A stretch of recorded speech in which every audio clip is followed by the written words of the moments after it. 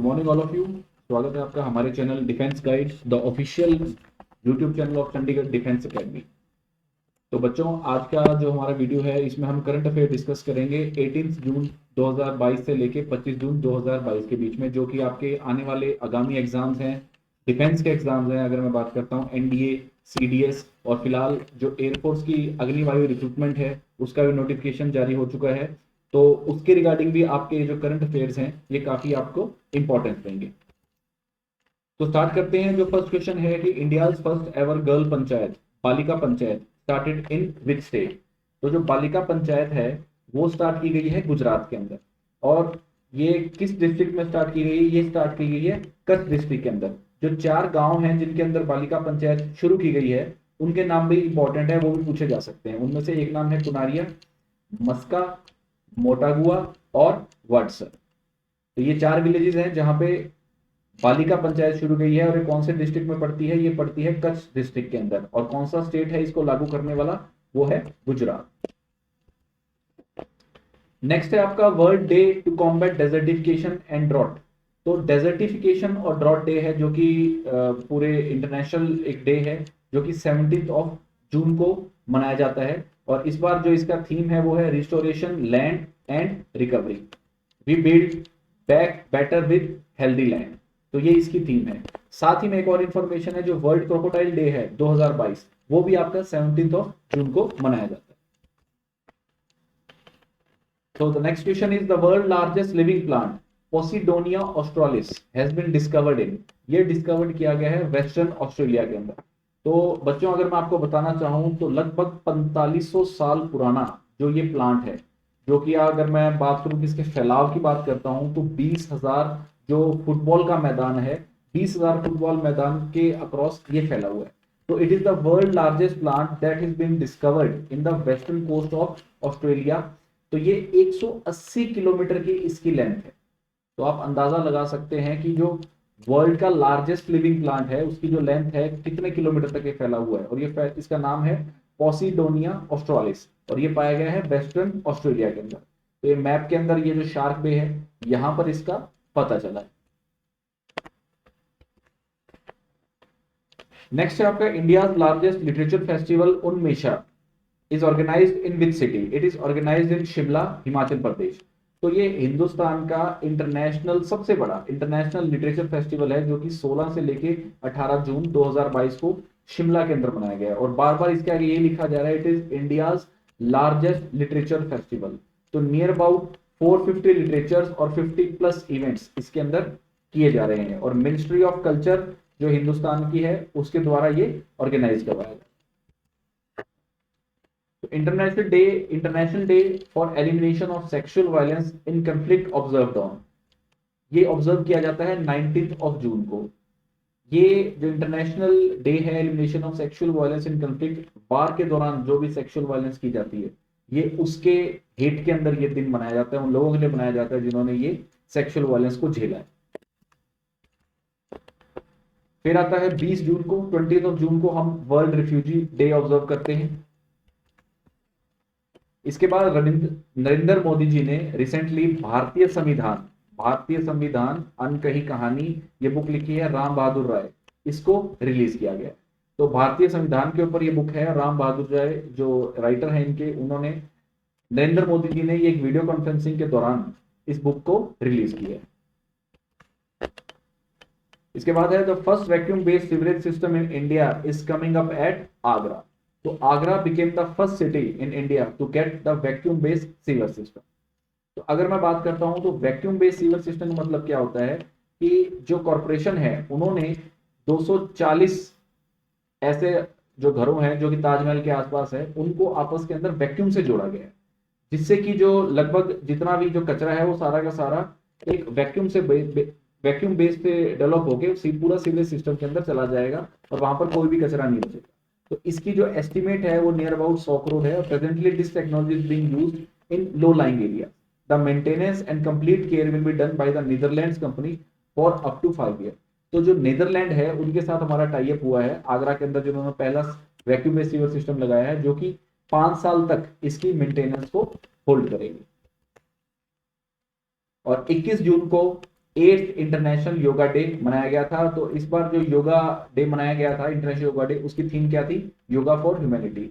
तो दोस्तों जो इंटरनेशनल योगा डे का जो लोगो है उसका मतलब हम थोड़ा सा समझ लेते हैं कि जो ब्लू की तरफ से ये अगर जो हाथ हमारे जुड़े हुए हैं इसका मतलब क्या होता है? इसका मतलब होता है यूनियन। ऑरेंज जो हालो है इसका मतलब क्या होता है कि एक फायर एलिमेंट हमारे साथ है। बीच के अंदर हमने लिया है पूरा ग्लोब, तो ग्लोब का मतलब क्या आ गया? वननेस, सभी एक हैं। हरी पत्तियां जो ली गई हैं इनका मतलब है कि नेचर भी हमारे साथ है, और इसके अलावा जो ब्राउन लीव्स हैं उनका रिलेट दिया गया है अर्थ के साथ, और जो ब्लू ह्यूमन आर्ट है उसको रिलेट किया गया है वाटर इन बॉडी के साथ। तो yoga for harmony and peace 21 June को हम हर साल इंटरनेशनल योगा डे मनाते हैं, और इस बार 8th इंटरनेशनल योगा डे था जो मनाया गया था, और इसका थीम था yoga for humanity. Justice Ranjana Prakash Desai ji हैं जो कि प्रेस काउंसिल ऑफ इंडिया या प्रेस ट्रस्ट ऑफ इंडिया की पहली वुमेन चेयरपर्सन अपॉइंट की गई। तो प्रेस काउंसिल ऑफ इंडिया ये एक सेंट्रल स्टैट्यूटरी अथॉरिटी है, और इनके जो चेयरमैन हैं वो इस बार पहली बार किसी वुमेन को इनका चेयरमैन बनाया गया, तो वो है हमारी retired justice Ranjana Prakash Desai.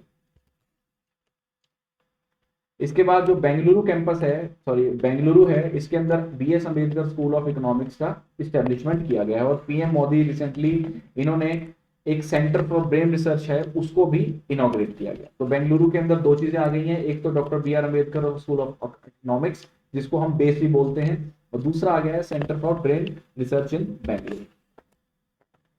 Recently, India and which country has completed 50 years of bilateral diplomatic relations? तो ये हमारे जो वियतनाम है उनके साथ हमारे 50 साल हो चुके हैं बायलैटरल डिप्लोमेटिक रिलेशंस के, और इसको फिलहाल सेलिब्रेट किया गया है और एक लोगो बनाया गया है जिसके अंदर आप देख सकते हैं एक तो है ये क्रेन और एक है पीकॉक। दोनों के जो नेशनल बर्ड्स हैं इनको मिला के एक लोगो तैयार किया गया है, और फोटो के अंदर आप देख सकते हैं कि जो वियतनाम हमारे काउंटर पार्ट हैं और इंडिया के काउंटर पार्ट है मिस्टर S जयशंकर, उन्होंने इस 50 ईयर सेलिब्रेशन के दौरान इस लोगो को लॉन्च किया। तो ये इंपॉर्टेंट क्वेश्चन बन सकता है कि ये जो लोगो है इसके अंदर कौन से पक्षी हैं? एक तो आपका पीकॉक है जो इंडिया का नेशनल बर्ड है, दूसरा है क्रेन जो कि वियतनाम की नेशनल बर्ड। उसके बाद जो हमारा नेक्स्ट क्वेश्चन है, ये क्वेश्चन तो नहीं है लेकिन इसमें आपको जो एक इंफॉर्मेशन मैं शेयर करना चाहता हूं वो है कि जो अवार्डीज रहे हैं 2021 के इंटरनेशनल योगा डे के ऊपर जो PM award for outstanding contribution to yoga दिया जाता है, जो कि international individual, international organisation, national individual और नेशनल ऑर्गेनाइजेशन को दिया जाता है। तो इंटरनेशनल इंडिविजुअल्स की अगर मैं बात करता हूं तो श्री मार्कस विनिशियस रोजो रॉड्रिग्स साओ पोलो ब्राजील से हैं, इनको दिया गया है। और अगर मैं बात करता हूं इंटरनेशनल ऑर्गेनाइजेशन की तो ब्रिटिश व्हील ऑफ योगा जो कि यूके में है इसको दिया गया है। इंडिया से अगर मैं बात करता हूं तो लेह लद्दाख से हैं श्री भिकू संघसेना, इनको दिया गया है। और नेशनल ऑर्गेनाइजेशन की अगर मैं बात करता हूं तो डिवाइन लाइफ सोसाइटी जो कि ऋषिकेश उत्तराखंड के अंदर है। तो इस पूरे जो अवार्ड से आपके पास क्वेश्चन बन सकता है कि इंटरनेशनल इंडिविजुअल, कौन से इंटरनेशनल इंडिविजुअल को PM award outstanding contribution to yoga दिया गया है, किसी इंटरनेशनल ऑर्गेनाइजेशन को दिया गया है, या नेशनल इंडिविजुअल को, या नेशनल ऑर्गेनाइजेशन को। तो ये चार जो इंपॉर्टेंट क्वेश्चन है वो मैंने आपको एक ही क्वेश्चन के अंदर कवर करने की कोशिश करी। इसके बाद है कि भारत गौरव टूरिस्ट ट्रेन जो कि Ramayana circuit, Ramayana circuit basically क्या है कि ये नेपाल के अंदर एक पिलग्रिमेज है, ठीक है, जो जनकपुर नेपाल की अगर मैं बात करता हूं तो इसको पूरा एक रामायण सर्किट के हिसाब से स्टैब्लिश किया गया है, और ये भारत गौरव टूरिस्ट ट्रेन चलाई गई है इंडिया और नेपाल के बीच में। तो लगभग आप ये लेके चलिए 62,370 पर पैसेंजर की इसकी कॉस्ट रहेगी। नियर अबाउट 600 पैसेंजर रहेंगे, 8,000 किलोमीटर का सफर रहेगा, और 18 दिन के अंदर ये पूरा टूर स्टॉप होगा। तो ये after the tour last stop in Bhadrachalam the train returns to Delhi. तो ये पूरा रूट मैप बनाया हुआ है कि जैसे दिल्ली, अलीगढ़, टुंडला, कानपुर, अयोध्या, बक्सर, और उसके बाद लास्ट के अंदर जनकपुर, जो इसका मेन हॉल्ट है वो रहेगा जनकपुर, वहां पर ये चीज चलेगी, ठीक है। फिर वहां से अगर हम बात करते हैं तो नासिक, हम्पी, रामेश्वरम, कांचीपुरम, इन सभी को ये रूट लगभग जोड़ेगा। तो पूरा 18 दिन का सफर रहेगा, और ये आप देख सकते हैं कि जो RCTC श्री राम यात्रा ये 21 जून से शुरुआत करेगी, और ये पूरा भारत गौरव टूरिस्ट ट्रेन के हिसाब से इस प्रोजेक्ट को रामायण सर्किट बताया गया, जो कि भारत गौरव टूरिस्ट ट्रेन के नाम से जो ट्रेन है वो हमारी चलेगी फ्रॉम इंडिया टू नेपाल।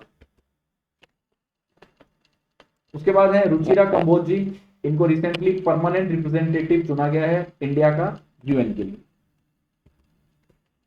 और 23 जून की अगर हम बात करते हैं तो United Nations public service day, इसको हम हर साल 23 जून को मनाते हैं। Let us forward our gratitude to for all the essential service workers who have been an incredible ray of hope in the time of कोविड-19।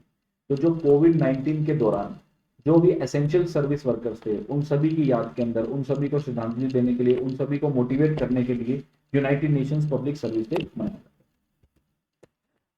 तो इसी के साथ मैं आपको बताना चाहूंगा कि जो हमारा एनडीए का बैच है फॉर सितंबर एग्जाम हमारे शुरू हो चुके हैं, और फिलहाल जुलाई और अगस्त का 2 महीने का हमारा क्रैश कोर्स चंडीगढ़, हिसार और मोहाली इन तीनों जगह चल रहा है।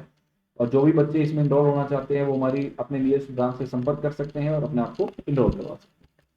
तो thank you so much for watching this video. आपको अगर अच्छी लगी है तो प्लीज लाइक, सब्सक्राइब और शेयर करना मत भूलिएगा। Thank you so much.